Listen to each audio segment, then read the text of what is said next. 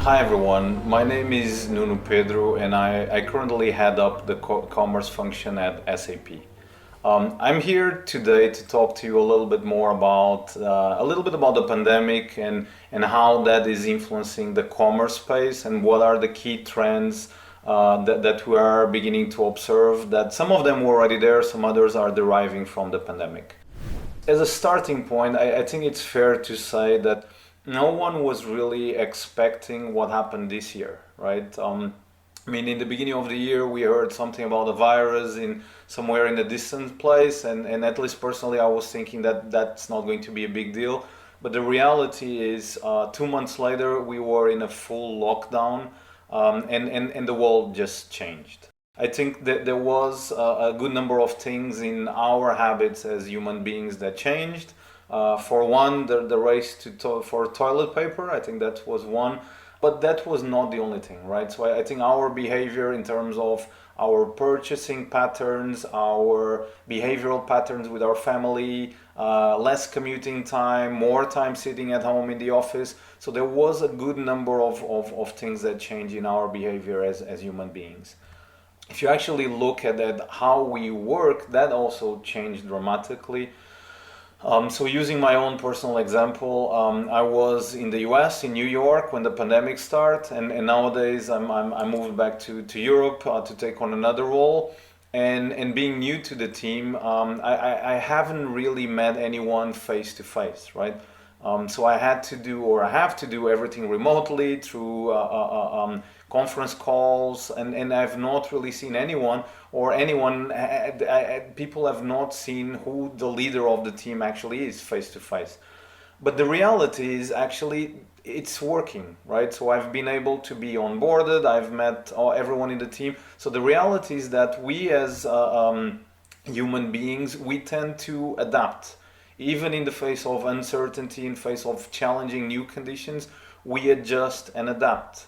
And a beautiful story related with this ability to adapt as human beings and as businesses comes from the United Kingdom. So a big B2B supermarket chain over there, that they realized that in some of their communities where they have a presence, there were people that belonged to the risk groups that they didn't want to go outside to buy groceries. So they were really stuck at their own home, and for their own safety, they didn't want to go out.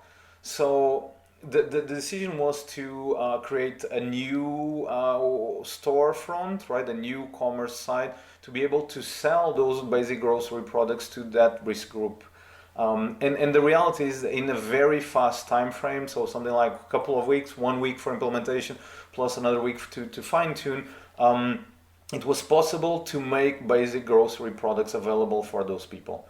So I think it goes without saying that we're going through a difficult period of our lives, but at the same time, you see a lot of stories like this where companies, technology, and people are coming together to create something really meaningful. So now shifting gears and trying to focus now more on commerce and how the pandemic is influencing commerce, but what are the trends that go beyond the pandemic? The first trend that I would want to highlight is there's a headless commerce trend that has been around for quite a long time. And that headless commerce, it basically translates into the need that people have to be able to, across different channels, in their own time, to really consume products, search for products, buy products, right? This also means that the consumer is always on, that the consumer is much more pulling the information that they want versus the brands pushing their stories. And it also means that the consumer is doing so in a channel agnostic way. So people nowadays, they don't think online or physical brick and mortar anymore. They think convenience, proximity, and they want to have the products when they want it, wherever they are, and in their own terms. Okay? And therefore, I think the key driving force for the next few years is going to be the ability that companies will have to allow their customers to transact anywhere. Moving on to a very connected trend is so this ability to transact anywhere Up till now, the focus has been a lot on, oh, this translates into microservices and APIs that we need to create to be able to offer a headless commerce solution.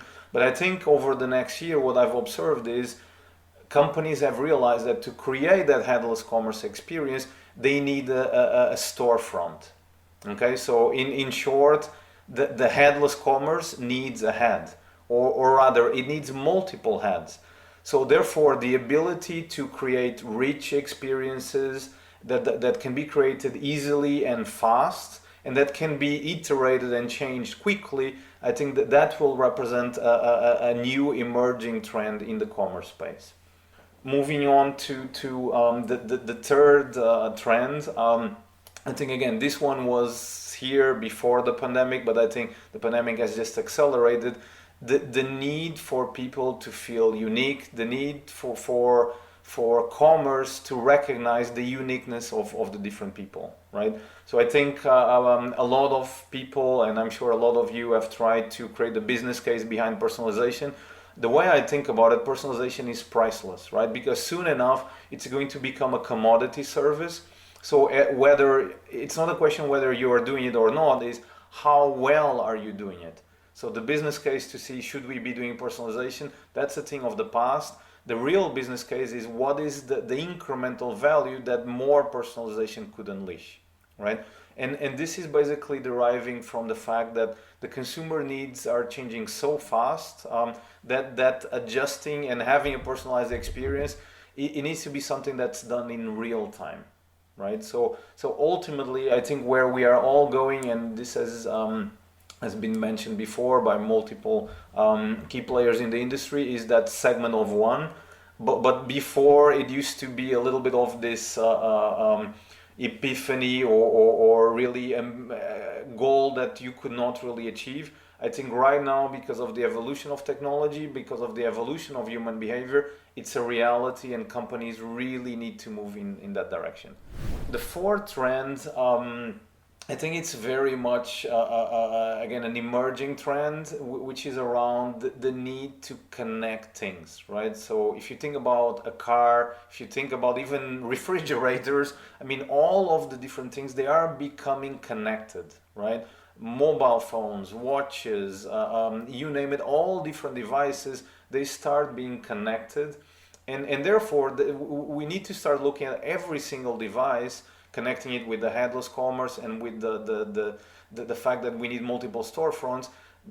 I think we're moving towards a world where every storefront or every device is a storefront. And that translates into a lot more data that we are going to be able to gather from consumer behavior and consumer interaction. And it means that we need to look at commerce as a connected ecosystem that only by connecting the multiple different dots, we can create a seamless experience for customers. The next trend is very much connected with that. So the moment that customers start interacting across touch points and want a seamless experience, I think companies that are able to recognize consumers, right, understand who consumers are, personalize, but in the process of doing so, also acknowledge who are their most valuable customers, who are the ones that are always there, engaging, present, and they stick with the brand, with the company. I think it's something that it's paramount for companies to recognize that, right? And I'm not saying with this that every company should have a loyalty program. I think a lot of them should, as a means to identify customers and reward their best customers. But I think it's primarily around understanding that the optimization of the relationship with the consumer, it should be looking at the lifetime value of that customer or that consumer rather than just optimizing the transaction, right? So I think the name of the game in the next few years are going to be how do you nurture the relationship? How do you get to know your customers better? How do you reward, surprise, and engage your customers in a better way? Moving over to the next big trend, It's not new, but I think the evolution of technology has given a new spin into this. We have had web chat in commerce for a long time, WhatsApp and other chat tools being used as a means to really interact and allow customers to purchase products. But I think because of that technology evolution, we start seeing that there's actually some basic chatbots out there, but there's actually some chatbots that are getting more and more advanced, right? And if you connect the dots with the digital assistants like Siri or Alexa or some others, I think if you connect all of that, I think it's easy to understand that over the next few years or maybe even less, we'll start having a much more advanced set of chatbot functionalities that will allow commerce to really be more of guided selling, more of experiential selling, so that customers actually interact with an entity that helps them find the right product, the thing that they're really looking for. And I think in the middle of all of this, so AI plays a big role in that. It's no longer slideware, it's upon us. I don't know the guys that created the Terminator movie. I don't think that they would ever think that day would come, but maybe it will. But what I would highlight here is, I think consumer or customer service, it's seen more as a support function. I think in the future it's going to be marketing's next frontier, right? So think about it. It's the only place in a digital ecosystem where you have human to human interaction, and it's the natural extension of that function is to have chatbots embedded into that function. So I think acknowledging that there is an indirect path to purchase is super relevant for in the commerce space today. Then moving on and getting close to the last couple of trends that I believe will be significant.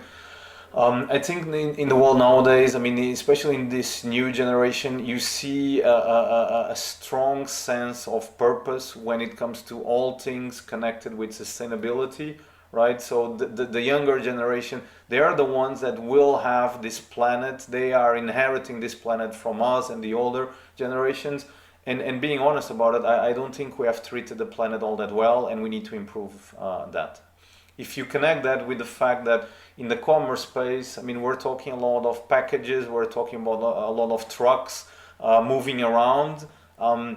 So therefore, I think it's pretty much there already, but it will be a trend that will get bigger in the future, which is how can we assure that the commerce business doesn't generate a significant CO2 footprint on one side.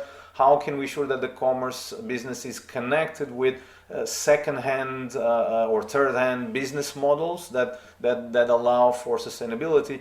And how can we assure that the commerce business is actually connected with the circular economy that is now emerging? Because make no mistake about it, consumers and customers care, and soon enough CO2 is going to be a new currency that we all need to care deeply about. Moving over to, I believe, towards the end of this trend analysis, I think the last one is really around how over the last few years we are more and more moving towards a gig economy, right? Connected with the fact that we are experiencing a global marketplace. So people, I mean, there are suppliers and services and people working everywhere, providing services to anywhere. And the funny thing, I mean, some of you might argue that because of the pandemic, things have changed. We're going to move from global to regional and from regional to local. And I believe that could be the case to some extent. But the funny thing, and again, just sharing some examples that I have, is my observation is because we don't need to go to the office, because people are working remotely, all of a sudden the question also arises around, I mean, do we need the physical team to be sitting in the office, or can I leverage a global workforce in a way that I was not able to do before? Okay, so remote is definitely the new normal and we still have a global marketplace. So I think there will be a big driving force of the power of the crowd, right? So the ability for commerce ecosystems to leverage the power that a diverse global workforce of people that don't necessarily work for that specific commerce provider, but that will enable the ecosystem, that they will create APIs, they will create UX front ends, they will add add-ons to the solution. So I think companies need to open up and really embrace the fact that everyone can be part of the ecosystem and can be a contributor, right? A solid example of that is App Store or I mean, similar marketplaces where, I mean, anyone can go there and create an app, anyone can go there and actually create a business for themselves. So there are two choices: either close down and say, I don't care about that, or open up and really embrace that change. And this takes us then to the end of the presentation, which is, if you look at all the trends that I've just described in a pandemic and maybe even not in a pandemic context, I think this would be the key driving forces that companies need to understand, master, in order to achieve that unfair competitive advantage, really to make sure that their commerce business, their commerce ecosystem thrives, right? So in short, making sure that you're able to place transactions anywhere, any device, any channel, it doesn't matter. The consumers don't care. Making sure that you're able to create very rich, but in a fast, swift way, experiences for the front end of your commerce. Being able to personalize and understand that every customer is unique, and leverage all the APIs, all the devices, all the channels that you have at your disposal to enable that personalization. Think about your customers as human beings that you need to retain a relationship with. Don't think about optimizing transactions or just as a one standalone objective, right? Think about lifetime value. Understand that there's an indirect path to purchase, right? That conversational commerce is a reality, and asking people, understanding what people want and need is a clear path to purchase. Knowing that CO2 and the circular economy, I mean, the trend is getting bigger, not smaller, so it's something that needs to be embraced. And lastly, understanding that the gig economy, it can be a threat, or it can be a strength that can be leveraged as well. And with that said, I think that's pretty much that for today. I hope you have enjoyed the session, and I wish you a rest of a pleasant day.